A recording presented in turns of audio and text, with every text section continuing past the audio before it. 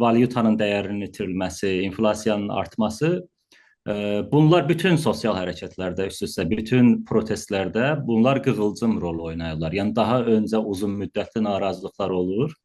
Sonra bir qığılcım səbəb olur ki, insanlar duyğusal olaraq reaksiya verib küçələrə axışsınlar və etirazlar belə başlar. Bu etirazların dinamikidir və İranda hakimiyyət demokratik bir hakimiyyət deyil, legitim bir hakimiyyət deyil.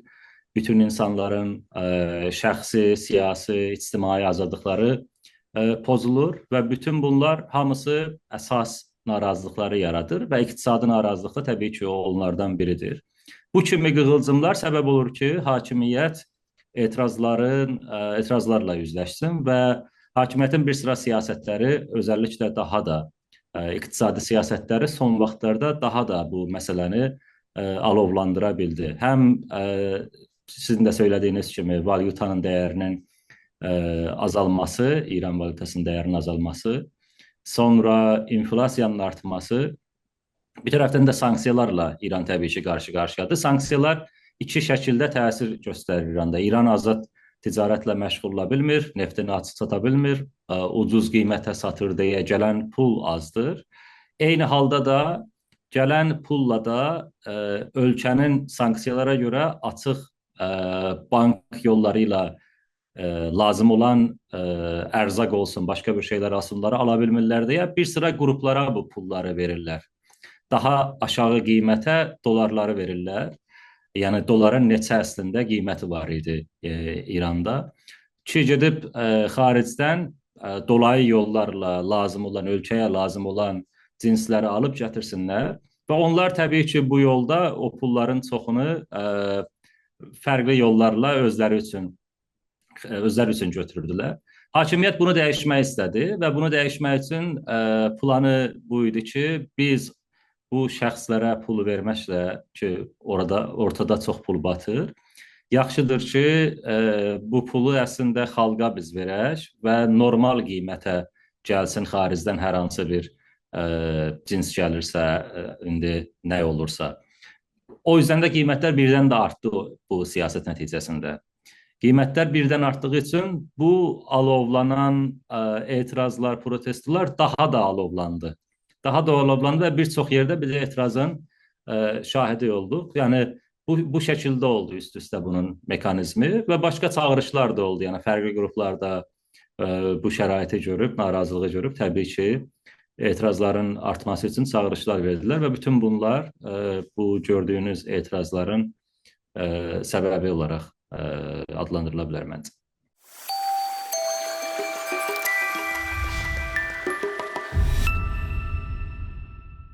Bilirsiniz, inqilab məsələsi çox kompleks bir prosesdir. Yəni dünyada baxsaq, inqilabların sayısı bəşər tarixi boyda çox da deyil. Yəni inqilab çox nadir bir hadisədir. Yəni inqilab kütləvi olaraq insanların etirazla məşğul olduğu vəziyyətdə dəyişilən siyasi hakimiyyət, yəni bütünlüklə dəyişilən bir siyasi hakimiyyət, bəzən zorakılıq da bunun içində olur, bəzən olmur.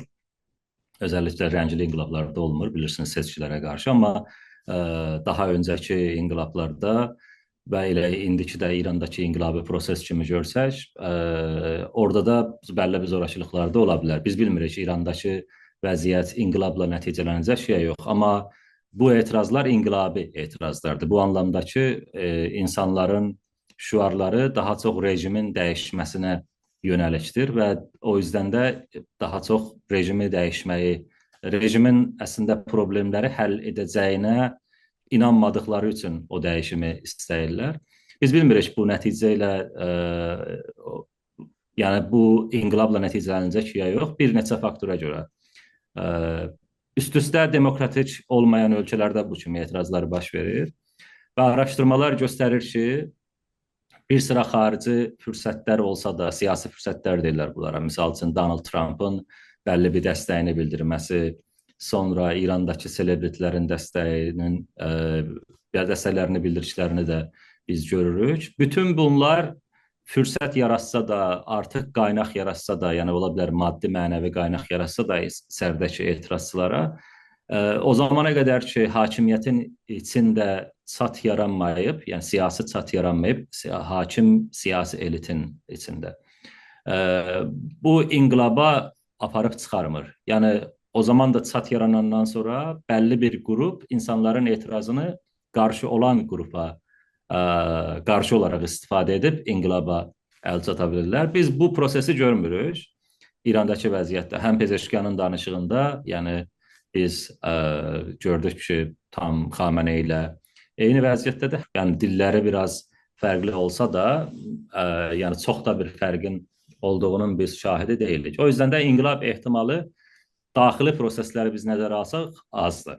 Xarici proseslər gələndə biraz məsələ dəyişə bilər. Yəni biz bilmirik Trump'ın biz İrana zərbə vura bilərik fikri hara qədər gedəcək. Bunu sadəcə İranla müzakirə etmək üçün, öz əlini yüksəltmək üçün istifadə edir, ya gerçəkdən də hər hansı bir siyasi zərbə, hər hansı bir hərbi zərbə endirə bilər, ya yox. Hərbi zərbə endirəcəksə, hərbi zərbə kimə endirəcək, hansı qruplara endirəcək? Yəni bütün bunlar prosesi dəyişdirə bilər deyə olduqca kompleks bir vəziyyətdir. Eyni halda da ki, içəridə bilirsiniz, son 4 gündə internet blokautu vardı. Yəni tam olaraq internet bağlanıb və mümkün deyil hər hansı bir xəbəri içərdən almaq. Bugün məlumatına görə bir sıra insan haqları təşkilatları ən azı 600 insanın etirazlarda öldürüldüyünü bildirdilər. Amma biz bilmirik, bu rəqəmlər qat-qat çox ola bilər və üst-üstə insan haqları təşkilatları sadəcə təsdiqləyə bildikləri sayını yayırlar. O yüzden de biz hələ də tam dəqiq olaraq içəridə məlumatımız yoxdur. Amma İçəridəki insanlar həm də xarici supportun ümidi ilə də bir anlamda davam edirdilər. Çünki insan etiraz edəndə həm də düşünür ki, bu etirazımın nəticəsi olacaq, olmayacaq. Bu bəzən insanın beynində bu proses davam edər, əyləşib hesab kitab eləmir. Yəni insan bütün atdığı addımlar içində, amma yenə də ümid önəmli faktordur siyasi protestlərdə və əgər xarici müdaxilə olmayacaqsa və içəridə repressiya bu şəkildə davam edəcəksə, hərəkəti kontrol edə bilər hakimiyyət. Bu, indi xaricdəki dinamiklərə mən də daha çox bağlıdır.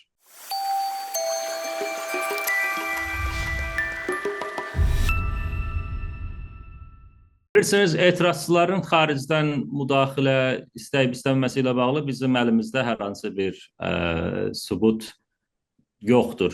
Ən azı qarşı olduqları vəziyyət ilə bağlı ki, indi Trump'ın hər hansı... Məsələ budur ki, Trump'ın dəstəyi müsbət qarşılanıb, onun bir sıra göstəricilərini biz görürük. Misal üçün, küçənin adının, insanlar adının dəyişməsi ilə bağlı, hər hansı bir küçənin adını dəyişib üstünə Trump'ın yazması ilə bağlı. Sonra bir sıra videoları biz o şəkildə görürük ki, içəridən bir göstərici kimi gəlir ki, ən azı bir sıraları bu müdaxiləni uyğun görürlər. Amma bir məsələ də var ki, insanlar öz hakimiyyətləri qarşısında,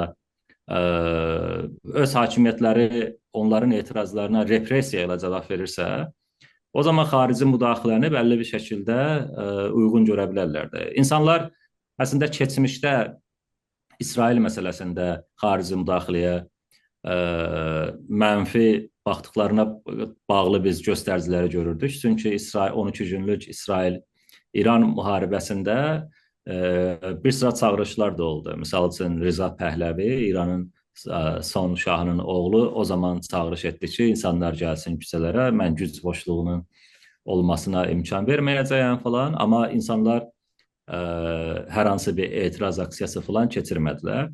O zaman o mesaj verilirdi ki, sanki biz xarici müdaxiləyə qarşıyıq ölkədən narazı olsaq da. Amma o zaman fərqli idi. O zamanın yəni hücumlarda 1000-ə yaxın insan öldü və onların bir çoxunun adi vətəndaş olduğunu da biz bilirik. Yəni təbii ki, orada hərbiçilər falanlar da var idi. Yəni İsrail-İran 12 günlük müharibəsində elə bir mesajı almaq mümkün idi ki, insanlar əslində istəmirlər hər hansı bir xarici müdaxiləni. Çünki insanlar çağırışlara, Rıza Pəhləvi və bir sıralarının çağırışlarına baxmayaraq hər hansı bir etiraz aksiyası keçirmədilər. Və orada əslində nəticə ilə bağlı idi. Çünki hardasa 1000-ə yaxın insan və çoxu da hərbi olmayan insanlar, adi vətəndaşlardan ölənlər var idi. Buna insanlar narazı idilər. Eyni halda da xarici bir müdaxilə təbii ki, içəridə olan bir sıralarında o millətçilik duyğularını da gücləndirə bilər. Amma indiki vəziyyət fərq edir. Yəni repressiya legitim repressiya kimi algılanmayanda, yəni insanlar onu bir legitim repressiya kimi qəbul etməyəndə bu həm insanların daha çox narazılığını artıra bilər, həm də ki, xarici müdaxiləyə müsbət baxmalarına səbəb ola bilər. İndiki vəziyyətdə biz daha çox onu görürük. Yəni həm də ki, dediyim kimi Trumpın mesajları insanlar tərəfindən bir dəstək kimi də algılanırdı. Yəni elə bir dərk olunurdu və insanların daha çox etiraz etməsinə də səbəb olurdu.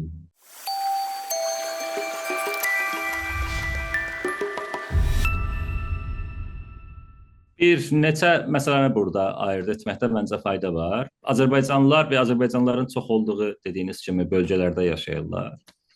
Bir də bir sıra bölgələr var ki, orada başqa millətlərlə birlikdə yaşayırlar. Misal üçün Tehranda və Tehranın güneyi daha çox ötən 50-60 ilin içində Tehranın güney tərəfinə daha çox Azərbaycan bölgələrindən işçi kimi insanlar köçüblər. Yəni Tehranın güneyi daha çox Azərbaycanlıların yaşadıkları yerdir və oralarda etirazlar daha da çox idi bu müddətdə. Azərbaycan bölgələrində etirazlar çox az oldu. Yəni minimum dəstək verilib əslində bu etirazlarda. Təkcə Azərbaycanlılar deyil, Azərbaycanda yaşayan Azərbaycan türkləri deyil, eyni halda kürdlərdən də minimum dəstək gedib və bəluçlardan, ərəblərdən də. Bunun neçə səbəbi var. Tehranın güneyində yaşayan Azərbaycanlılar iqtisadi olaraq yaxşı vəziyyətdə deyillər. Yəni Tehranın güneyində yaşayan Azərbaycanlılar işçi kimi ora gedənlər şəhərin daha çox yoxsul bölgələrdilər. Təbii ki, ölkədəki iqtisadi vəziyyət pisləşdikcə onların narazılıqları da daha çox artır. Azərbaycana gəldikdə, Azərbaycan bölgəsi və tutaq başqa fars olmayan millətlərin yaşadığı bölgələrə gəldikdə, burada eyni halda da bir siyasi hərəkətlər var. Yəni tutaq Azərbaycan milli hərəkatı olsun, kürdlərin milli hərəkatı var, bəluçların hərəkətləri və ərəblərin siyasi hərəkatları var. Bu hərəkatlar eyni halda da bu gələcəyə yönəlik fikirləri var və ölkənin necə olacağının millətlər üçün yaxşı olacağı haqqında fikirləri var. Və Azərbaycanlılar üst-üstə Rza Pəhləvinin bu şəkildə qabardılması, insanların etirazını sahiblənməsinə bir reaksiya olaraq dəstək verməməyə qərar verdilər. Dəstək verməməyə qərar verdikləri üçün də təbii ki, oradakı etirazlar azaldı. Yəni insan doğrudur, həm Kürd təşkilatları, həm Azərbaycan təşkilatları sonrakı günlərə tutaq Azərbaycan təşkilatları şənbə günü üçün çağırış vermişdilər. Amma internetin kəsildiyi filan vəziyyətdə biz bilmirik ki, nə baş verdi o vəziyyətdə. Kürdlər Rza Pəhləvi çağıran günlərə elə çağırış vermişdilər və məhdud şəkildə orada da etirazlar var idi, amma çox məhdud idi bunlar.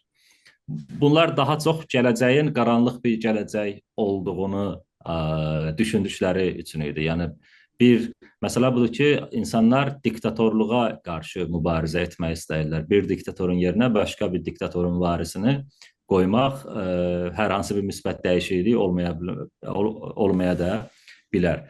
O yüzden də bu vəziyyətdə davam etdi və Pəhləviçilər yəni daha çox İrandakı səltənət tərəfdarları həm media vasitəsilə, həm də bir sıra selebritilərin vasitəsilə daha çox bu hərəkəti sahiblənməyə, bu hərəkəti öz adlarına çıxmağa xarici media ilə daha çox əlləri çatdığı üçün də narrativi öz xeyirlərinə çevirməyə çalışırlar. Bir halda ki, etirazlar daha öncədən davam edirdi və Rza Pəhləvi çağırış verəndə etirazlardan bir həftədən 8-9 gün keçmişdi, yəni etirazlardan sonra bəyanat verib və İranda da bilirsiniz, pənçşənbə və cümə günləri tətil günlərdir və o günlərə verdi çağırışı və insanlar üst-üstə o zaman ki, tətil günləri olar, etirazlara daha çox iştirak edərlər. Mən demirəm Rza Pəhləvin hər hansı bir tərəfdarı yoxdur İranda. Bəlli bir qism tərəfdarı ola bilər. Amma o kimi yəni başqa insanları dışlayan, daha çox bir inklüziv toplumun arxasınca olmayan, inklüziv toplumu yaratmaq fikrində olmayan qruplar üst-üstə hərəkatları sahiblənmək istəyəndə təbii ki, İran kimi ölkədə ki, ən azı yarısı fars olmayan millətlərdilər, onların iştirakına mənfi təsir göstərir və onların iştirakı az olanda təbii ki, hakimiyyətin də o repressiv gücü də hədəflənə bilir başqa qruplara, yəni etirazçılara qarşı. Yəni belə bir mənfi təsiri oldu təəssüflə. Yəni əgər hərəkat bu şəkildə, yəni etiraz protestləri bu şəkildə yatırıla biləcəksə, bunda bu hərəkəti oğurlamaq cəhdinin ciddi bir payı var məncə.